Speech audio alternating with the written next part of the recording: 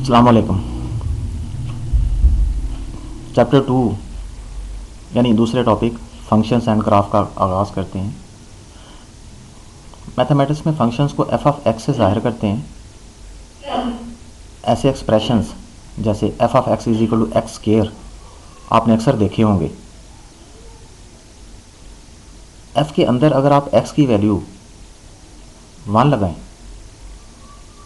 तो 1 का स्क्वायर 1 होता है, 2 लगाएं तो 2 का स्क्वायर 4 होता है।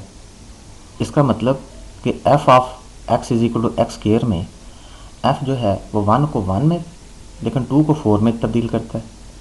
लेकिन अगर आप एफ ऑफ एक्स के अंदर एक्स की वैल्यू 2 की बजाय -2 लगाएं, नंबर तो चेंज हो गया लेकिन अब उसका जवाब +4 अगेन 4 आया।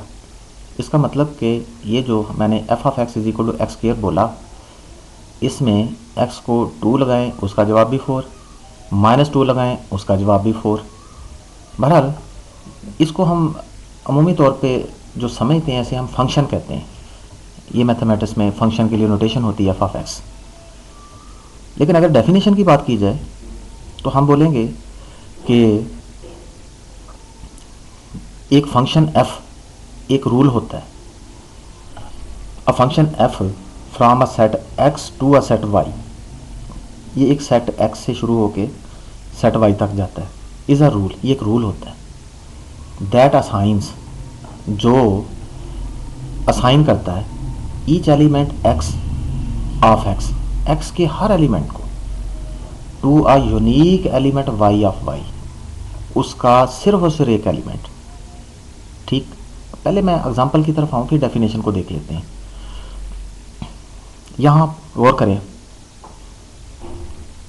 सिंबॉलिकली सिर्फ अलामत के तौर पे मैंने फंक्शंस की कुछ आपको मसाले दिए हैं।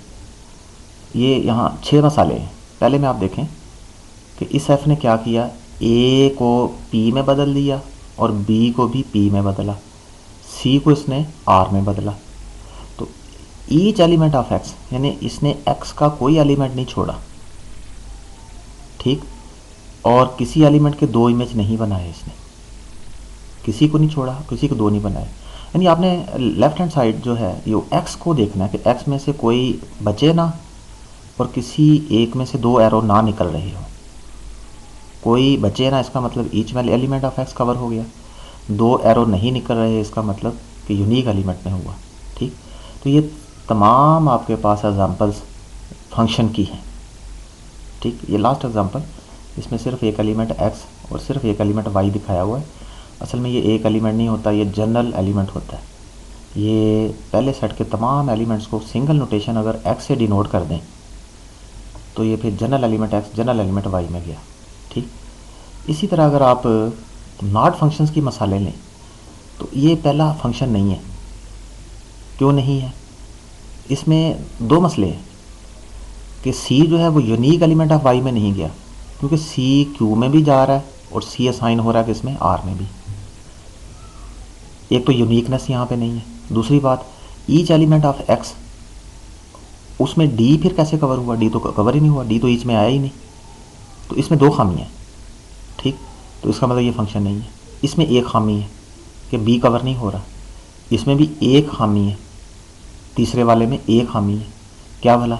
इसमें सी कवर नहीं हो रहा। तो अब हम डेफिनेशन की तरफ वापस आते हैं। लिखा हुआ है a function f from a set X to a set Y is a rule that assigns each, कि एक्स का कोई एलिमेंट बाकी ना बचे, each element x in X to a unique element y, कि किसी एक एलिमेंट्स के 2 जवाबात वाई में ना निकलें, वाई ऑफ वाई। फिर रिप्रेजेंटेशन, हम इसको कैसे रिप्रेजेंट करते हैं? F from X to Y is represented as f, ये जो 2 नुक्ते लगे हुए हैं इसको हमने फ्राम पढ़ना है, f from X to Y and is denoted by. ठीक, तो ये रिप्रेजेंट करते हैं और हम कैसे डिनोट करते हैं? y is equal to F of X. दूसरे लफ्ज़ों में यूँ आप सोच सकते हैं कि y जो है वो x का बना हुआ है f के तहत, f के अंडर वो x से y बनता है। ठीक, तो सिंबॉलिक रिप्रेजेंटेशन इसकी आपने देखी, उसमें मैंने आपको एग्जांपल्स बना दी। अब अगर हम इस डेफिनेशन में डोमेन और रेंज की बात करें, अगर आपके पास f from x to y एक फंक्शन है तो जो पहला सेट है वो उसकी डोमेन कहलाता है, दूसरा सेट जो है वो उसकी को डोमेन कहलाता है। इसलिए x डोमेन हुआ, y क्या हुआ, को डोमेन। फिर रेंज क्या हुई, रेंज डिफरेंट है। बाज़ स्टूडेंट इस बात को कंफ्यूज करते हैं कि x डोमेन होती है और y रेंज होती है। ऐसा नहीं है। रेंज y के वो एलिमेंट होते हैं जो f के तहत किसी x से बने हुए हो, क्योंकि y में ज़्यादा एलिमेंट्स भी हो सकते हैं। मैं आपको वापस ले जाऊँ, हम जाके फिर उस एग्जांपल्स में देखें। आप देखें पहली पहली एग्जांपल जो है a b c, ये सेट x के एलिमेंट्स हैं। p q r set y के एलिमेंट्स हैं। y में जो q है वो किसी से कवर नहीं हुआ, इसका मतलब q जो है वो रेंज में नहीं है। तो फिर रेंज में कौन कौन हुए, सिर्फ p और r हुए। इसी तरह बाकियों में है। तो इस हिसाब से वापस आते हैं, तो इन 6 की 6 एग्जांपल्स में जो ऊपर लिखी हुई हैं, तो ये रेंजेस आप वेरीफाई कर सकते हैं कि इनकी रेंजेस जो है वो क्या है, ये मुख्तलिफ हैं। तो ये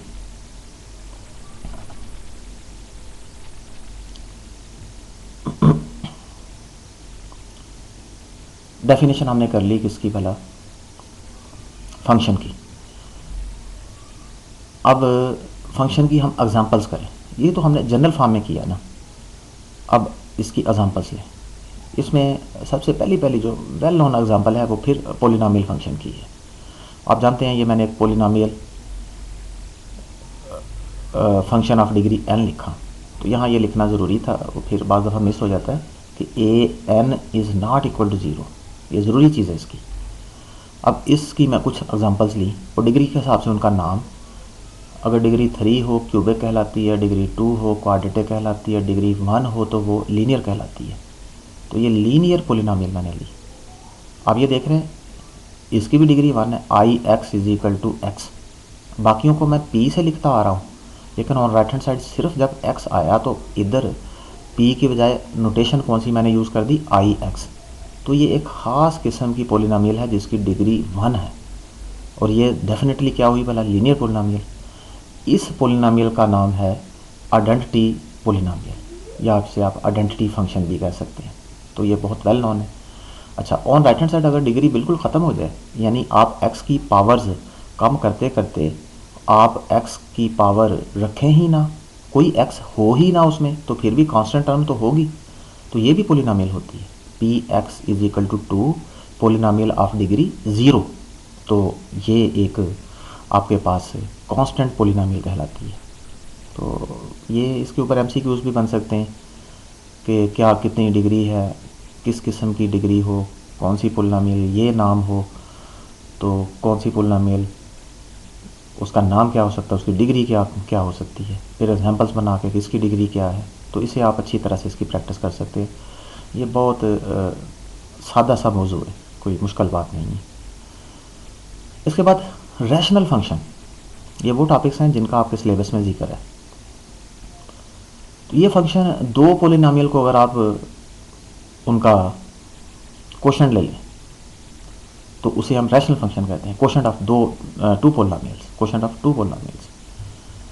तो F of x is equal to, एक ऊपर पोलिनोमियल है पी एक्स, नीचे पोलिनोमियल है क्यू एक्स। लेकिन शर्त यह है कि नीचे वाली पोलिनोमियल किसी भी एक्स की वैल्यू के ऊपर ज़ीरो नहीं होनी चाहिए, क्योंकि नीचे वाली पोलिनोमियल अगर ज़ीरो होगी तो फिर वो फंक्शन एक्स की उस वैल्यू के ऊपर डिफाइन ही नहीं होगा, जो कि फंक्शन की डेफिनेशन के ख़िलाफ़ है। इसलिए जब भी आप रैशनल फंक्शन लेते हैं तो डिनोमिनेटर वाली polynomial is not equal to zero for any value of X, किसी भी वैल्यू के लिए वो ज़ीरो नहीं होनी चाहिए। बहरहाल, तो इसमें ये दोनों पोलिनोमियल्स हैं, ऊपर पी एक्स नीचे क्यू एक्स, तो उसकी डिग्री m है, उसकी डिग्री n है। अब आपके पास इसकी एग्जांपल, मसलन ये फर्स्ट एग्जांपल, ऊपर डिग्री 2 नीचे डिग्री 1, लेकिन जो कि नीचे वाली को हमने ज़ीरो नहीं करना, इसलिए इस रैशनल फंक्शन में आप x इज़ इक्वल टू 1 नहीं ले सकते, तो इसकी डोमेन में 1 शामिल नहीं है। इस तरह दूसरे की डोमेन में जो है वो 2 शामिल नहीं है। तीसरी polynomial F of x is equal to x square, ये भी रैशनल है। आप देखने में कहेंगे इसका तो डिनोमिनेटर है ही नहीं, इसमें ये बटा नीचे डाला ही नहीं हुआ, लेकिन आप डिनोमिनेटर डाल सकते हैं, डिनोमिनेटर डालें और नीचे बेशक 1 लिख दें, इसलिए that is also rational function. तो इसका मतलब कि तमाम पोलिनोमियल फंक्शन जो सिंपल पोलिनोमियल थे वो रैशनल भी होते हैं, जिनके डिनोमिनेटर में 1 हो सकता है।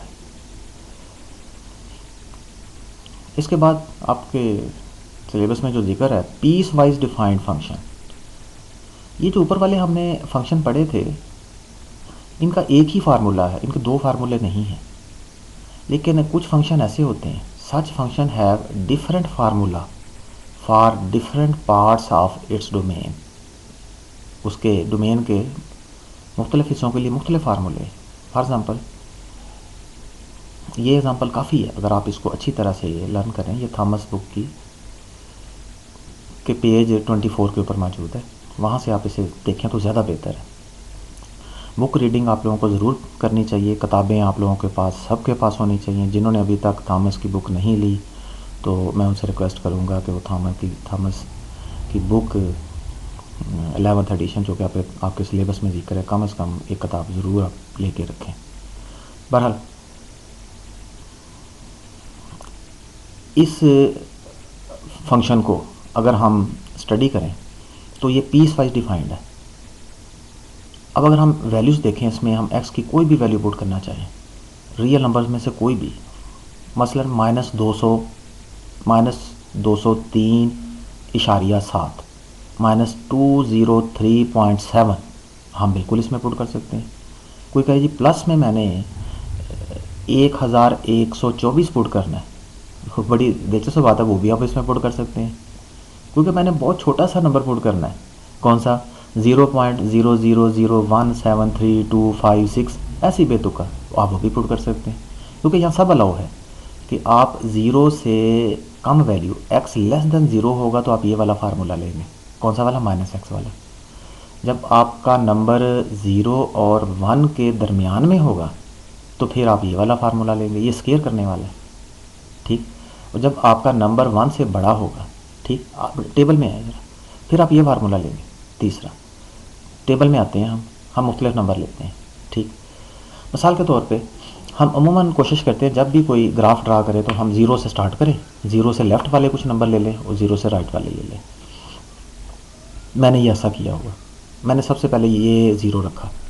अब आप कह रहे होंगे कि 0 से राइट वाले ज़्यादा लिए हैं और 0 से लेफ़्ट वाले तो थोड़े से लिए हैं।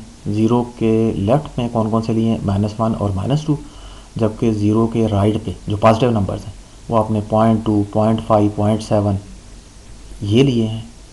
फिर 1, 1.2, फिर 2। आप ये भी समझ सकते हैं 1.5 क्यों नहीं लिया, फ़लाँ क्यों लिया, फ़लाँ क्यों नहीं लिया।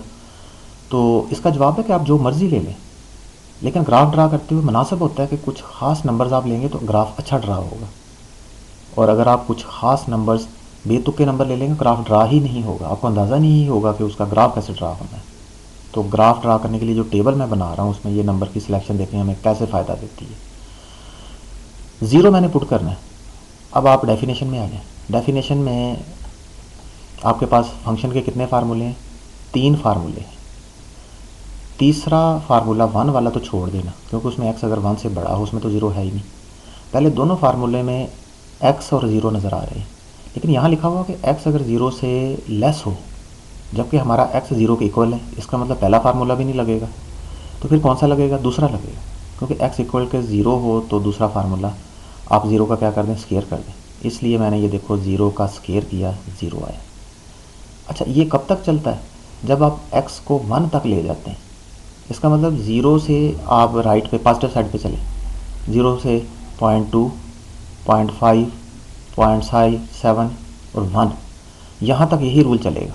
ये रूल क्या है वाला, स्केयर वाला। इसलिए आप 0 के अगला जो भी नंबर आप लिखें, 0.2 लिखा, इसका स्केयर लिया, 0.04 हो गया, 0.5 का स्केयर, 7 का स्केयर, 1 का स्केयर, स्केयर डाल दिए, ठीक। याद रखें, देखो 0.7 हमने जब इसमें पुट किया x की जगह 0.7, तो यहाँ 0.7 का स्केयर आना है। ये देखो 0.7 तो 0.7 का स्केयर, और स्केयर कितना होता है, 0.09, ठीक। 1 तक आ गया। अब 1 से जैसे ही आप आगे निकलते हैं, जहाँ 1 से हम आगे निकले, ठीक, तो आपको डेफिनेशन का तीसरा हिस्सा, तीसरा फार्मूला लगेगा। तीसरा फार्मूला कहता है कि आपने 1 लिखना है। इसमें तो x है ही नहीं, इसका मतलब 1 से आगे जब आपने 1.2 लिखा, आप पुट करने के लिए यहाँ गए, यहाँ तो x है ही नहीं, लेकिन ये लगाना तो पड़ेगा, तो इसका मतलब 1 आप लगा देंगे। आपने 2 लिखा तो पुट करने के लिए गए, तो वहाँ तो x है ही नहीं, इसलिए 2 के नीचे भी 1 लगाएंगे, अब हर जगह 1 आएगा।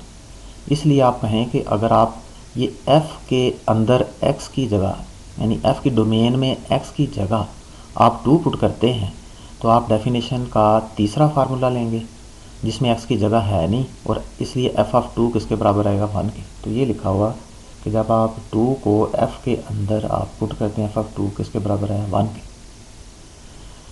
तो ज़ीरो के हमने राइट हैंड साइड वाले इस टेबल सारा बना लिए। ग्राफ बाद में देखते हैं, अभी टेबल मुकम्मल हो जाए। अब ज़ीरो के लेफ़्ट पे नेगेटिव नंबर्स होते हैं, ठीक। ज़ीरो के लेफ़्ट पे हम लेते हैं, ज़ीरो के लेफ़्ट में -1 लिया मैंने। -1 अगर आप इसमें पुट कर दें, क्योंकि डेफिनेशन का पहला हिस्सा लगना है, -1, तो f के अंदर x की जगह -1 लगाया, ये देख लो, f के अंदर x की जगह -1 लगाया, इक्वल टू एक तो माइनस फार्मूले में मौजूद है, फिर x भी लिखना है। ये जो माइनस फार्मूले में मौजूद है, तो वो अंदर वाला माइनस भी हमने लिखा, ये दोनों माइनस मिलके क्या हो गए, +1 हो गया, इसलिए +1 हो गया। इसी तरह जब -2 लगाया तो एक माइनस बाहर वाला, तो ये क्या हो गया, +2 हो गया, ये हमने लगा लिया, ठीक। ये हमने टेबल बना लिया। अब हम इसके ग्राफ की तरफ आते हैं। मैं इसका ग्राफ ड्रा करूँ। ये 0 पे जवाब 0 है, तो इसलिए x एक्सेस पे 0 0 कहाँ पे होता है, ओरिजिन पे, मैंने वहाँ उसके ऊपर निशान लगा दिया। अब आप इससे आगे जाएं, पहले आसान नंबर ले लें हम। 0 के बाद आसान सा नंबर कौन सा है, 1। 1 पे आंसर 1 है, और 1 किधर मौजूद है, आप x एक्सेस पे फासला तय करें 1, और y एक्सेस पे भी फासला तय करें कितना, 1। इन दोनों को आपस में मिलाएं तो कहाँ पे मिल रहा है, इस जगह पे, ये 1 1 आ गया, ठीक हो गया। ये आसानी से हमने ये तलाश कर लिया। अब आप इसके अंदर वाले, यानी ये वाला जो जो दूसरा हिस्सा था, इसके अंदर वाले आप मैं निशान तलाश करना चाहूँ। देखो 0.2 पे आंसर जो है वो 0.04 है, छोटा आंसर है। इसका मतलब ये x एक्सेस पे 0.2 बड़ी वैल्यू है, जबकि y एक्सेस पे 0.04 छोटी वैल्यू है। तो इसको अगर मैं यहाँ पे करूँ तो x एक्सेस में मैंने फासला तय किया कितना, 0.2, लेकिन हाइट बहुत थोड़ी सी है, थोड़ा सा ऊपर जाना था, यहाँ भी मैं मुझसे ज़्यादा हो गई है काम, थोड़ा सा ऊपर गया तो यहाँ हमारे पास ये आ गया, ठीक। तो ऐसे हम चलते रहते हैं। जैसे जैसे हम आगे जा रहे हैं, आप देख रहे हैं यहाँ 0.5 है, लेकिन नीचे वैल्यू कम है, 0.70 लेकिन नीचे वैल्यू कम है, तो ये कम ही रहता है। इसका मतलब है कि हम यहाँ से नीचे को झुके झुके पॉइंट्स ऊपर लेके जाएंगे, ठीक। ये वाला मैं अगर कहूँ 0.7 पे, यहाँ था 1 के साथ यहाँ था 0.7 पे 0.49 है, यानी 0.5 भी नहीं है, हाफ भी नहीं है, इसलिए इसके ऊपर 0.49 ये वाला, ठीक। ये हाफ भी नहीं है क्योंकि यहाँ 1 था, यहाँ पे हाफ था, 0.5 था, तो इसके साथ, ठीक। तो ये वाला पॉइंट हासिल हो, तो इस तरह से ग्राफ ड्रा होगा। और आगे बाकी 1 1.2 इन सब पे 1 है, इस पे भी वही हाइट है, अगले वाले पॉइंट पे भी सेम हाइट है। 2 पे चले जाएं तो भी 1 है। इसका मतलब ये देखो अगले नंबर सारे के सारे, ये 1, ये वाला भी सबकी हाइट सेम है, वर्टिकल हाइट कितनी है, 1 है, तो ये पॉइंट बराबर हो गए। इसका मतलब अगर आप इन 3 पॉइंट्स को आपस में मिलाएं तो बिल्कुल सीधी स्ट्रेट लाइन आगे की तरफ जा रही है।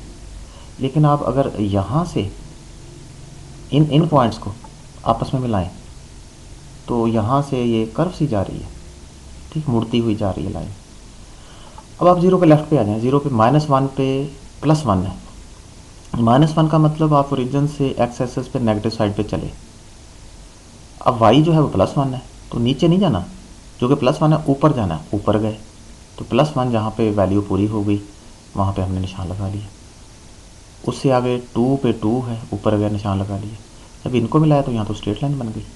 तो ये आप देख लें जी, कर्व कुछ किस किस्म की बनी है पीस वाइज में, ठीक। फंक्शन पीस वाइज था लेकिन कर्व आपकी टूटी हुई नहीं है, ये बाज़ दफ़ा टूट भी जाती है, टूटी हुई नहीं है। यहाँ से आके सीधी लाइन आई, सीधी लाइन ओरिजिन के, ओरिजिन पे, ओरिजिन से ये कर्व होती हुई ऊपर उठती हुई गई कहाँ तक, जब इसकी वैल्यू 1 हो गई तो फिर ये एक्स एक्सिस के अलोंग हॉरिजॉन्टल 1 हाइट पे ये सेम आगे चलती गई। तो इस तरह से ये हमने पीस वाइज फंक्शन का ग्राफ ड्रा कर लिया। तो इस तरह का फंक्शन आपके टेस्ट इंटरव्यू में भी आ सकता है। मसलन इसी में से किसी पॉइंट के ऊपर आपसे वैल्यू पूछी जा सकती है।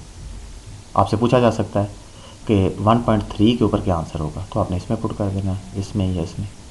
ठीक, ये भी पूछा जा सकता है कि क्या इसमें ये वाला पॉइंट कौन सा वाला, ये 1.2 और 1 ये लाई करता है, यानी इस तरह से कोऑर्डिनेट्स में लिख के 1.2, 1 क्या इसके ग्राफ पे लाई करता है, तो आपने पुट करके देखना है क्या उसका जवाब आता है या वो टेबल में मौजूद है। नेक्स्ट, एब्सोल्यूट वैल्यू फंक्शन, ये जैसे हम पहले पढ़ चुके। मॉड फंक्शन कैसा है, अगर आपका नंबर पॉजिटिव हो तो वो क्या करता है, कुछ नहीं करता, नेगेटिव हो तो वो माइनस लगा देता है। इसे लिखने में कोई फ़र्क नहीं है, आप पॉजिटिव ऊपर लिख सकते हैं, नीचे लिख सकते हैं, इसलिए डेफिनेशंस को जो याद करने की कोशिश करेगा वो मिक्स कर देगा। अब यहाँ पर देखो, पहले मैंने नेगेटिव का जिक्र कर दिया, अगर एक्स नेगेटिव नंबर है तो साथ माइनस लगाओ, ज़ीरो है तो कुछ लगाने की ज़रूरत नहीं है, अगर एक्स पॉजिटिव है तो कुछ भी लगाने की ज़रूरत नहीं है। पहले ये 2 हिस्सों में डिफ़ाइन था, अब मैंने यहाँ क्या किया, 3 हिस्सों में इसको डिफ़ाइन कर दिया, अलग अलग कर दिया। तो अब ये भी एक किस्म का पीस वाइज का पीस वाइज फंक्शन हो गया। अब ये पीस वाइज फंक्शन है, टुकड़ों में डिफ़ाइन है। अब इसका जब ग्राफ हम ड्रा करेंगे तो सेंटर में ज़ीरो ले लेंगे, ठीक है, ज़ीरो ले लिया, फिर लेफ्ट हैंड साइड पे कुछ नेगेटिव वैल्यूज लेंगे, राइट हैंड साइड पे कुछ क्या लेंगे, पॉजिटिव वैल्यू लेंगे, उनके ऊपर जवाब देखेंगे क्या है। नेगेटिव वैल्यू में आपको क्या करना पड़ेगा, माइनस से मल्टीप्लाई करना पड़ेगा, क्योंकि यहाँ माइनस मौजूद है। पॉजिटिव वैल्यूज़ आप क्या करेंगे, वैसे ही लिख देंगे। अब देखें तो ज़रा ऐसे ही चलता है। ठीक, तो ये चूँकि इस लेक्चर में नहीं मौजूद, आज का लेक्चर आपका यहाँ ख़त्म हुआ। तो नेक्स्ट अब ये चीज़ हम अगले लेक्चर में करेंगे। आज के लिए खुदा हाफिज़।